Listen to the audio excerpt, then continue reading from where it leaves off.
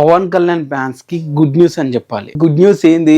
Collections రావట్లేవు కదా సరిగ్గా, good news ఏం చెప్తావు అని చెప్పి వీడియో చూస్తున్నారా? కాదండి, మూవీ చూడని ఫ్యాన్స్ చాలా మంది ఉన్నారు. మూవీ టికెట్ రేట్లు ఎక్కువగా ఉండడం వల్ల ఆంధ్రప్రదేశ్ లో మూవీ కొంచెం బాగున్న టాక్ ఉన్నా కూడా ఆ టికెట్ రేట్లు ఎక్కువ ఉండేసరికి వెళ్లాల్సిన ఆడియన్స్ కూడా వెళ్ళట్లేరు. బేసిక్ గా తెలంగాణలో వచ్చేసి మొత్తం దురంధర్ అనేది ఆక్యుపై చేసేసింది. తెలంగాణ అనేది ఎవడడ్డ కాదు. తెలంగాణలో ఏ మూవీకి హైప్ ఉంటే ఆ మూవీస్ రన్ అవుతాయి. బట్ ఆంధ్రప్రదేశ్ లో అలా ఉండదు. ఆంధ్రప్రదేశ్ లో వర్గాల వారుగా ఉంటారు కాబట్టి స్టార్ హీరోసే మెయిన్ అక్కడ, ఎంత ఇన్ని మూవీస్ వచ్చినా కూడా. సో ఆంధ్రాలో రన్ అవుతున్న మూవీ బట్ తెలంగాణలో అయితే క్లోజ్ అయింది. ఆంధ్రాలో వచ్చేసి రేపటి నుంచి అంటే మండే నుంచి ఉస్తాద్ భగత్ సింగ్ కి టికెట్ రేట్స్ అయితే తగ్గించబోతున్నారు. మరి ఎందుకు టికెట్ రేట్స్ తీసుకున్నారు? 3 రోజులకి తగ్గించడానికి. దాదాపు 19th మార్చ్ నుండి 29th మార్చ్ వరకు, అంటే దాదాపు 10 days అనేది వీళ్ళు తీసుకున్నారు. ఆ టికెట్ రేట్ మాకు కావాలని చెప్పి సింగిల్ స్క్రీన్ 100 రూపాయలు, మల్టీప్లెక్స్ 150 రూపాయలు లెక్క తీసుకున్నారు. ఇప్పుడు చూస్తే అవి రేపటి నుంచి క్యాన్సిల్ అయితే చేయబోతున్నారు.